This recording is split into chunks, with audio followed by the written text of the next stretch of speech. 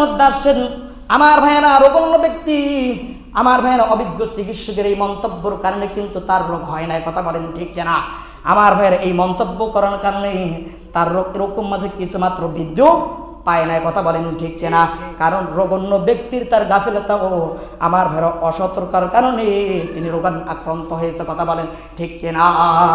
আমার ভাইয়েরা তদ্রুপ কাফেররা এরকম ভাবে এরকম মুসলমান কাফেরদের কথা এসেছেন, তারা আমার ভাইয়েরা তাদের নিজেদের এরকম ভাবে চিন্তা হয়, তারা দুনিয়ার সত্যকে এরকম ভাবে বিরোধিতা করে, কথা বলেন ঠিক কিনা? ধরুন সত্যকে গ্রহণ বরণ করা দায় দায়িত্ব কাফেররা এক মুহূর্তের জন্য এরকম ভাবে হারিয়ে ফেলেছে। এই জন্য তারা ঈমান ও আমলের থেকে চিরজীবনের জন্য এরকম ভাবে বঞ্চিত হয়ে আছে, কথা বলেন ঠিক কিনা? আমার ভাইয়েরা কেমন ভাবে বঞ্চিত হয়েছে?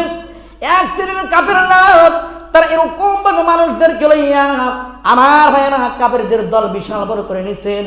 চিন্তা করে আমি তো কোরআন রিসার্চ করি, আমি তো সব কিছু বুঝি, আমি যদি ঈমান আনি আমার এই সমাজের লোকেরা যারা আমাকে মহাব্বত করে সমস্ত মানুষগুলো আমাকে ধিক্কার জানাইবে, কথা বলেন ঠিক কিনা?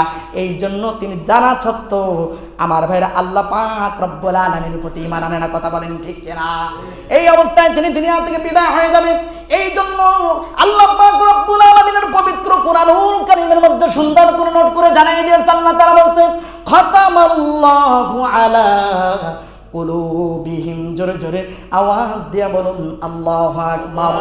আমার ভাইরা তিনি বলেছেন খাতামাল্লাহু আলা কুলুবিহিম, এই আয়াতের শানুজুল হলো ওয়ালিদ ইবনে মুগীরা তার এরকম ভাবে তওবা সাহসে কাফেরদের সম্পর্কে বলেছেন যাদের মৃত্যু কাফের অবস্থা হওয়া এরকম অবধারিত ছিল, জোরে জোরে আওয়াজ দিয়া বলুন নাউজুবিল্লাহ।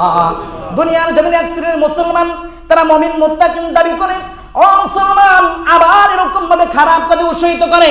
আমার ভাইয়েরা এরপরে মানুষদেরকে খারাপ কাজের জন্য আহ্বান করে। আবার মানুষরা বোকা, তারা বলে সমাজ রক্ষা করার জন্য কিছু দিতে হয়। এদের মতো কপাল পরা আছে না নাই? আছে। আমার ভাইয়েরা তারা আবার সমাজ রক্ষা করার জন্য কিছু দিতে হয়, খারাপ কাজে উৎসাহিত করে।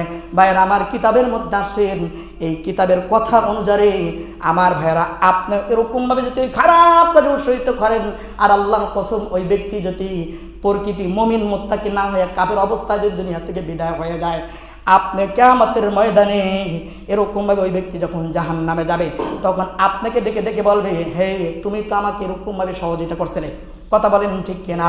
এই সহযোগিতা করার কারণে তুমি যদি উৎসাহিত না করতা তাহলে তো আমি এরকমভাবে এই কাজটা করতে পারতাম না, আমার একা দ্বারা সম্ভব হইতো না। তুমি যেহেতু সহযোগিতা করেছো আজ আমি একা জাহান্নামে যেতে পারবো না, তোমাকে নিয়েই আল্লাহর জাহান্নামে যাব। জোরে বলুন নাউজুবিল্লাহ।